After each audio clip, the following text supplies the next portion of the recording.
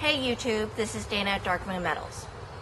In a comment to one of our previous videos, one of our subscribers asked us about building a metal box or container. As it just so happens, we were recently approached by someone who wanted us to build him a Cajun microwave. Considering that a Cajun microwave is pretty much a giant metal box, we figured that this project would be appropriate for addressing that question.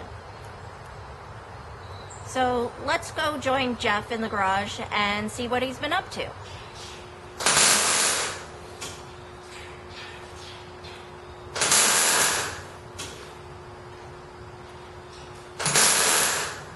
Hey YouTube.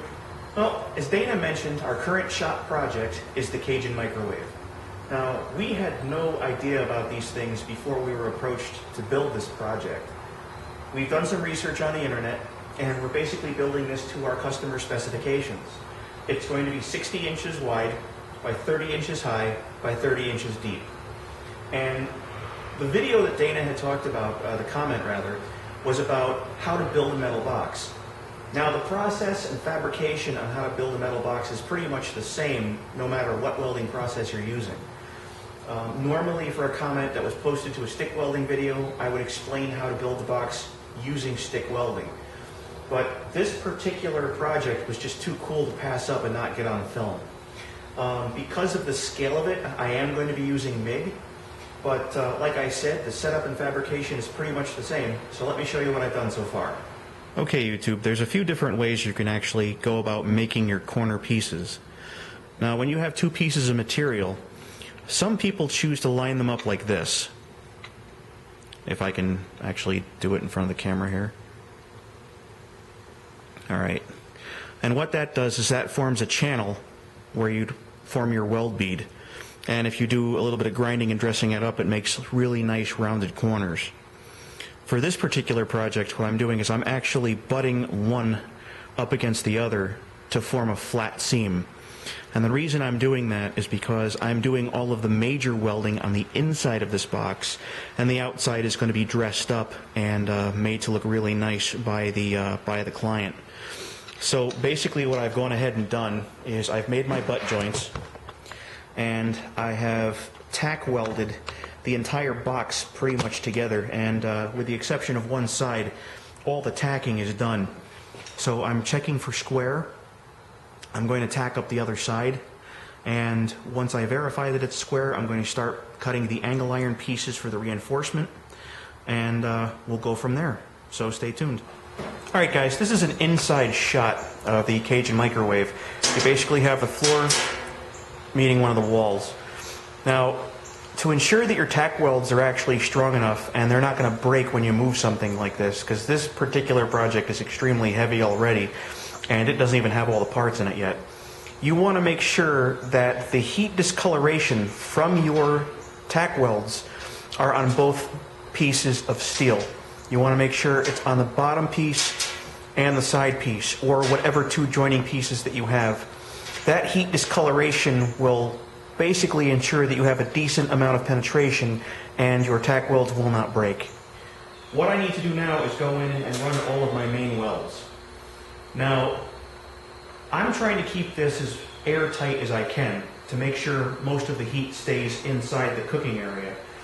Now, the same is true with a vessel that you're going to use to hold water.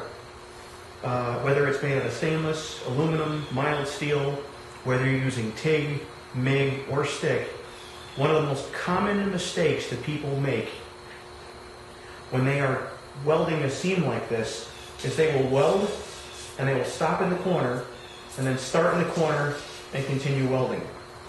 The corner is never a stop or a start point.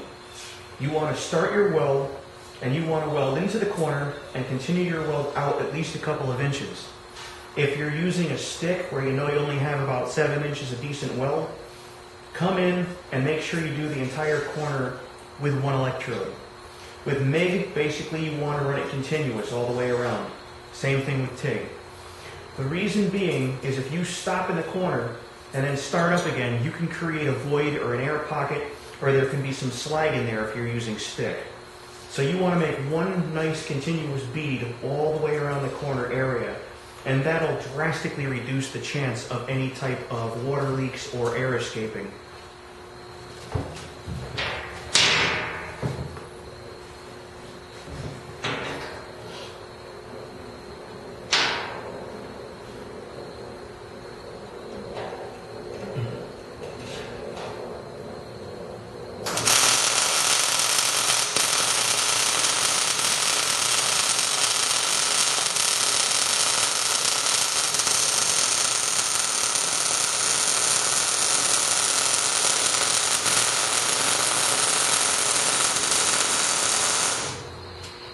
Okay, YouTube, I'm about 2.5 hours in, and I started putting the seams in. Now, I flipped it over on its side just because it's easier to work on this way. I can stretch out, and I don't have to cram inside. Plus, I was having a little bit of problem with all the heat. It was getting kind of warm. This is actually the floor behind me. This is one of the side walls. And what I'm doing is I'm running 2 separate passes. The first pass, I'm going in, just putting a narrow bead in to seal it. And then I'm doing a crescent moon pattern over the original bead to thicken it up and give me a nice structurally sound bead. I still have to do the other side yet. I'm going to do another pass in a couple of seconds here. I'm just waiting for things to cool off a little bit, but I'm starting to get a feeling of how Bruce Willis must have felt in the original Die Hard, crawling around in those ducks. You know, the whole, hey, come out to the coast, we'll get together, we'll have a few laughs. Good morning, YouTube. It's day 2 for the Cajun microwave build, and I'm just about ready to start welding and start fabricating again. But first things first, need to solve that problem with having too much blood in my caffeine stream. So, I'm going to down this coffee and get to work.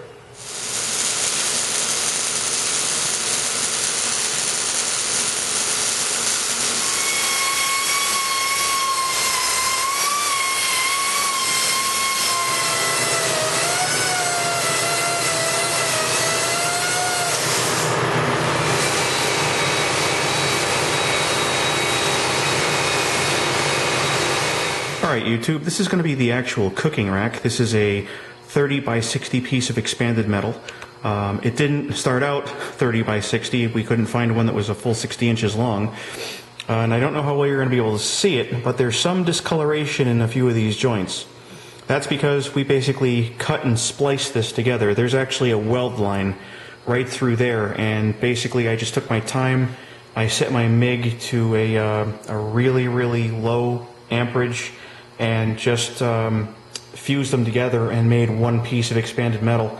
Originally, we were toying around with the idea of just laying one up against the other and then welding a bar underneath, but I figured that that would be a lot more difficult to clean. It would be a lot less sanitary, so I opted to do it this way.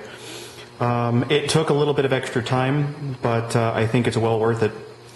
Now, in the cooker itself, I'm starting to put these brackets in, and these brackets are basically just pieces of angle iron, and they're going to go around the perimeter of the bottom. And I've got some over here. These are the rest of them all fabricated up. These ones with the notches in them, they're for something special. I'll show you those after I get them welded into place and show you what they're for. But I'm basically welding these brackets about 2 1/4 inches from the bottom. And I don't know if you guys are mathematically inclined, but according to my calculations, about 60 by 30 by 2 1/4 would give me roughly the volume of 6.9 gallons of fluid before I would have to worry about any type of drippings touching the food. So I think that's more than enough. So I'm going to get welding, and I'm going to put the rest of these brackets in, and then I'll show you what those specialty brackets are for when I'm done. Alright YouTube, the Cajun microwave is finally starting to take shape and is starting to look like something. The cooking rack is in. All of the brackets that hold it in place are welded in nice and solid. And I noticed something when I was trying to actually take the expanded metal mesh in and out. It is, you know, kind of sharp from the factory, and it is cut pretty close to the walls, and getting your fingers in there without gloves, it's, you know, a huge pain in the neck and you can get cut, and I actually got a little bit of a scratch from it. So even though the gentleman who commissioned this didn't ask me for this, I rigged up a, well, basically a little pull tool that lets me get under the mesh, and I can just take it out, like if I want to clean it. And it's just that easy, and then I can just lift it out. As you may recall earlier on in the video, I had cut two different styles of angle iron brackets. Now, the thinner angle iron is just standard brackets that support the edges of the expanded metal. Now, these that you're looking at were machined in such a way that they allow a support bar to be placed between them. Now, this positioning of the support bars coincides with the welds in the expanded metal.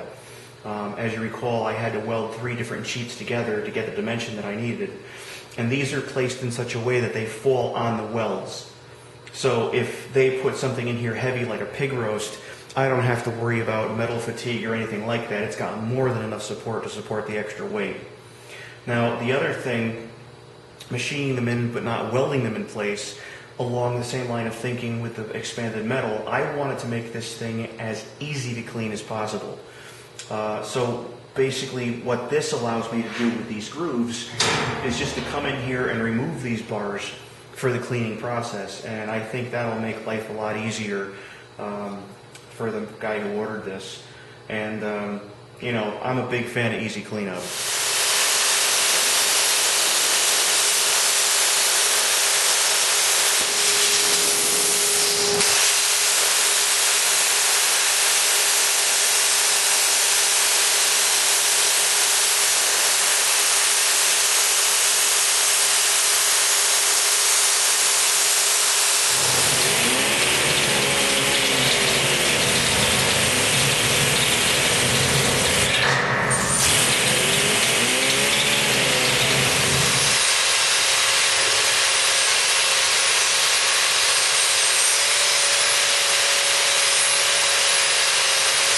Okay, YouTube, here is the finished product. This is the Cajun microwave. It measures 60 by 30 by 30. If this were a fish tank, it would hold 235 gallons of water, approximately.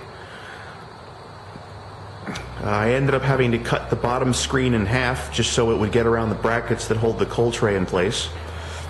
I made it so that the handles could slide 2x4s or inch round black iron pipe through, so you could lift it out and actually get access to the roast. And I also made some custom fireplace grates. This is for like a fire pit. You can do some grilling on these. These are pretty cool. I had to actually come in and piece together some of the scraps because I didn't have enough material, full length material, to complete the project, so took a little bit of extra time on that and neatened it up.